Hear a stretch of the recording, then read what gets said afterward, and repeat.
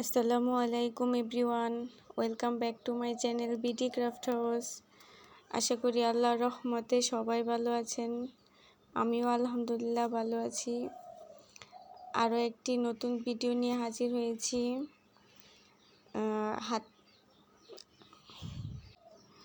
Black and white কম্বিনেশনে এই ড্রেসটি মেক করেছি।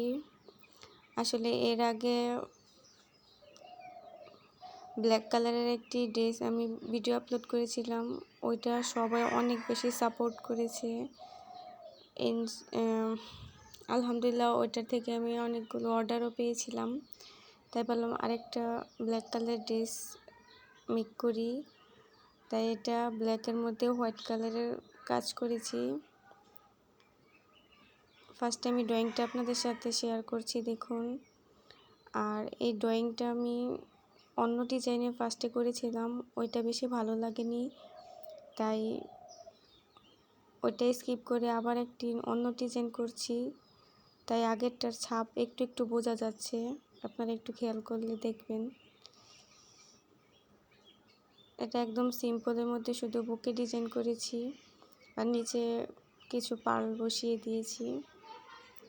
এই তো ড্রয়িংটা কমপ্লিট করার পর এবার আমি সেলাইটা দেখাচ্ছি আপনাদের। শার্টিন স্টিচ দিয়ে সেলাই করে নিচ্ছি। সুতি লাচ্ছি সুতা দিয়ে 2 গুণ সুতা নিয়ে আমি কাজটি করছি। দেখুন, একটা পাপড়ি কমপ্লিট করার পর আমি আরও একটি পাপড়ি দেখিয়ে দিচ্ছি। এভাবে সবগুলো ফুল আপনারা কমপ্লিট করবেন। যেহেতু আমি বাইরে বসে ভয়েস দিচ্ছি, তাই আশেপাশের আওয়াজগুলো অনেক বেশি শোনা যাচ্ছে, দয়া করে সবাই এটাকে স্কিপ করবেন। এই তো ফ্লাওয়ারটা কমপ্লিট করার পর আমি ডালের কাজটা করে নিচ্ছি।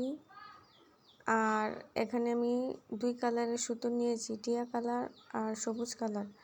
2 কালার সুতো একসাথে নিয়ে তারপর ডালের কাজটা আমি করছি।